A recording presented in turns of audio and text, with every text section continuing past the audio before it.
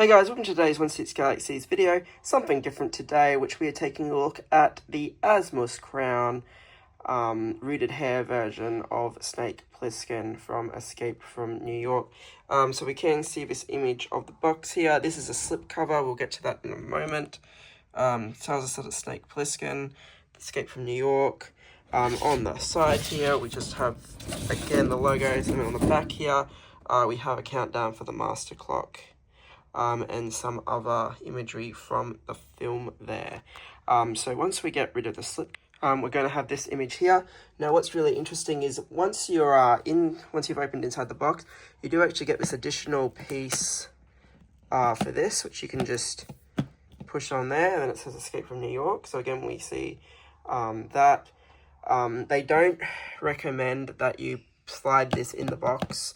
You can see that mine's kind of just scuffed there. From sliding it over the slip cover. So yeah, they recommend you don't do that, but if you're not doing it repeatedly, I don't think there's any real issue there. We'll see how things go, I guess. Now this is very reminiscent of what Hot Toys does with their DX boxes. So you can see that it's got the artwork there. The back of the box just has your logos and things. And then when we open this up, there's actually going to be a fair few layers. So we are going to get it looking like this. So you can see, call me Snake Plissken, and we get a little bit of an idea of who the character is. You can see that it's crown and it's produced by Asmus. So we get the images of New York there with the snake symbol, Escape from New York. And then we're going to lift this up here. And it's going to open up again. It's going to tell us that it's 1997. We get this little, that was on the movie poster / the back of the DVD cover when it came out on DVD. And then we get our instruction booklet. Now the instruction booklet is actually a very lengthy magazine, and it's amazing how much detail they've put into the instruction booklet. So do use it. And then underneath here, you're going to get your foam trays and whatnot that are going to hold the figure and the accessories. So a lot of layers to this box. So yeah. Anyway, guys, let's start looking at the accessories. So first and foremost, I did get this directly from Asmus, which is why I have it now. I have had it for a few weeks now, and I wanted to do a video as quick as I could. I just didn't really get around to it, so we're getting around to it now. Now, this is the exclusive, the store exclusive. You can see that it's base. It is plastic, which a lot of people didn't like. And it is kind of just a mishmash of objects from the film. So you can see that there's a newspaper there. We get a picture of we get the cab door there. Because it's cab, we get a couple of tires. We, of course, get the Liberty torch. But this doesn't reflect the film. It's just a bunch of items that appeared within the film. Whether or not this was a movie poster or something back in the day, I have no idea. I have only seen this film a handful of times. But yeah, I have only ever seen it on our DVD. We can see there that it's Escape from New York, Snake Plissken. This is a metal nameplate, so that's really nice there. But a lot of people have complained about how this is painted. I think for the most part that it's fine. It's detailed, it's not spray painted or anything. Apologize for the lights playing up there. But for the most part, I think it's fine. Like, we can see that there's weathering and the cement and all that. Like, the tires look right. That definitely looks like it's supposed to. I think the detailing and stuff on this is fine. Now, had I known that they were going to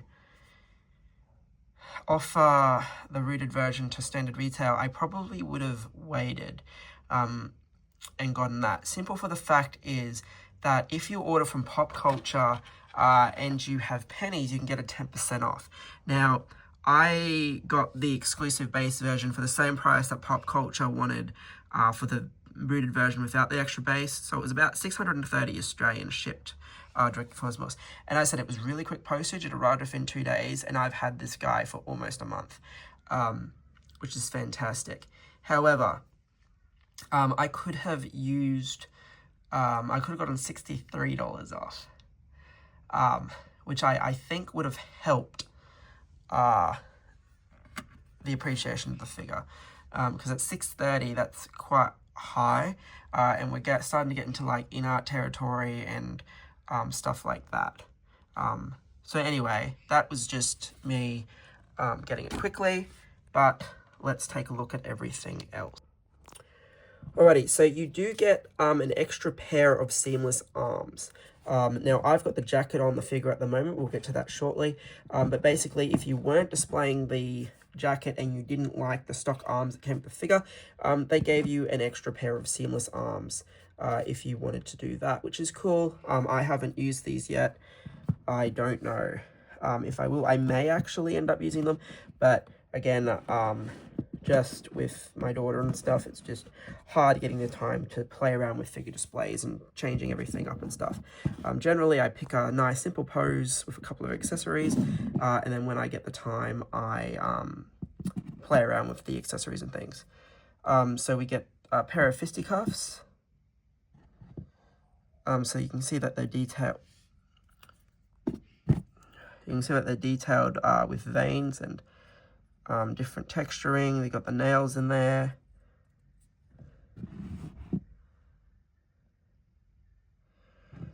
These are the relaxed hand kind of things that are already on the figure when you open him. So I did take those off. He doesn't come with any smokes for whatever reason, which I think is probably the only real missed opportunity in terms of accessories with this figure. Then we get a pair of hands for holding the accessories. So we get the clock. We get the tracker to find the president. We get the gun. The scope is removable. You do actually have to assemble it yourself. And then we get the machine gun. Again, it's detailed fine. You can see that the strap on mine is fraying a bit.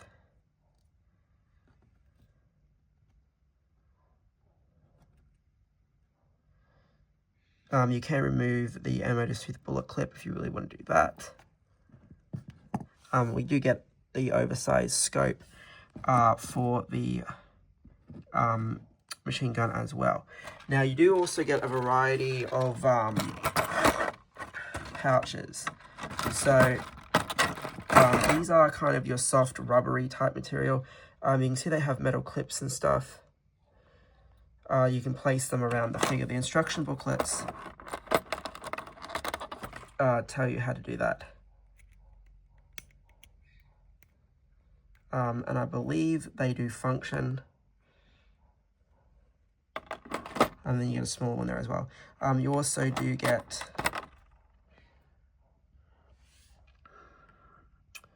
this piece.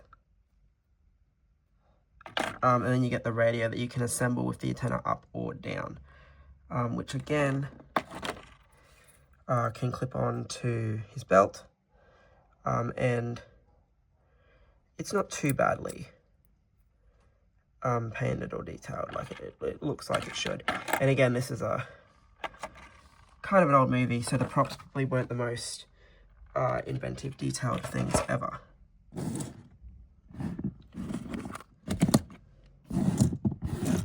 Alright, let's move on to the figure. Alrighty, apologies for the light getting in a bit of a way there. But you can see that the sculpt, a lot of people have been complaining about the sculpt because of the way it appears in images and things. I don't think it's awfully too bad. I do have the Sideshow Jack Burton, and I think it's a similar shape to that. Of course, the expression is very different, and we do get the eye patch. But for the most part, I think it's not too bad. A lot of people have been commenting on the fact that maybe they got permission to do the character, but didn't get permission to do Kurt's face fully, so they just kind of took the likeness out of the comic adaptation or something. But yeah, for the most, I think it's not too bad. You can see the hair. The hair has a lot of product in it. We have the leather jacket. We have the shirt. I was going to take the jacket off and play off the arms because I am having a fair bit of trouble having his arms by the side there. You can see the cargo pants. Then we get those boots, the spikes. So the outfit and everything looks fantastic. And I think, like I said, for the most part, the sculpt is alright. But yeah, a lot of people have said that the Sideshow one from back in the day looks better, but I think this one is better than the old Sideshow one. I never owned the Sideshow one. If I did, I probably wouldn't have really worried about this too much. I mean, had this not been such an iconic role, I probably would have been happy with just having the Jack Burton for my Kurt Russell, but I wanted to get this guy just due to the fact of how iconic he is. So flipping it over, we can see the rest of the leather jacket there. You can see that I've put the holsters on the figure already. So yeah, all those other items, you have to, the holsters and everything, you do need to put on the figure yourself. Just moving away from those lights. In fact, I might even dim them.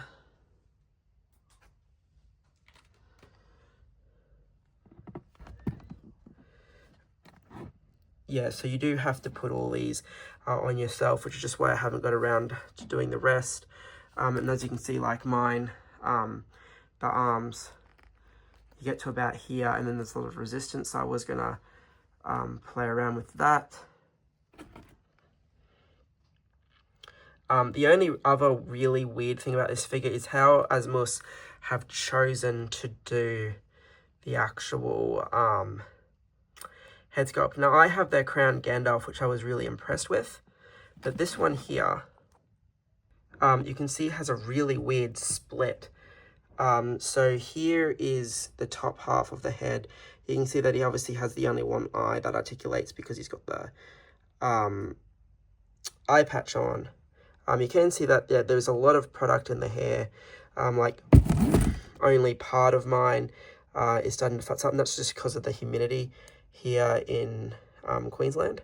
And you can see that the rest of the hair is kind of attached at the bottom here with this neck peg, because that neck there is solid. So pretty much just to get it back on, you just gotta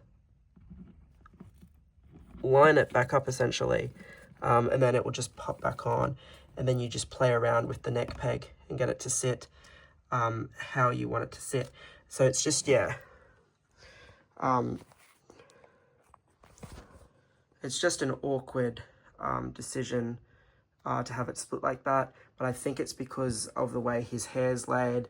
But given the fact that how long Ian McKellen's wig was for Gandalf, and they didn't do that, so yeah, I don't know, maybe they just really wanted that particular look, and the only reason why how they could get the particular look was to split the hair like that. Again, it doesn't really hurt anything to the figure. It's just a random choice. And again, I do apologize for the lights for getting in the way of the looking at the sculpt. The only other real thing is that the boots make the figure rather bottom heavy, so it does tend to try to lean forward. So you probably definitely do want to be using the stand with this one. And I mean, you can kind of play around with that and get some real good dynamic poses going. But yeah, it'll be really interesting to see how the leather jacket goes, because it is obviously a real leather jacket, so we should be good. But yeah, I was thinking of taking the jacket off and just using the stock arms just to get some dynamic poses going. But articulation wise, it's not terrible. But yeah, like I said, it just depends on whether people are going to like the sculpt or not. But,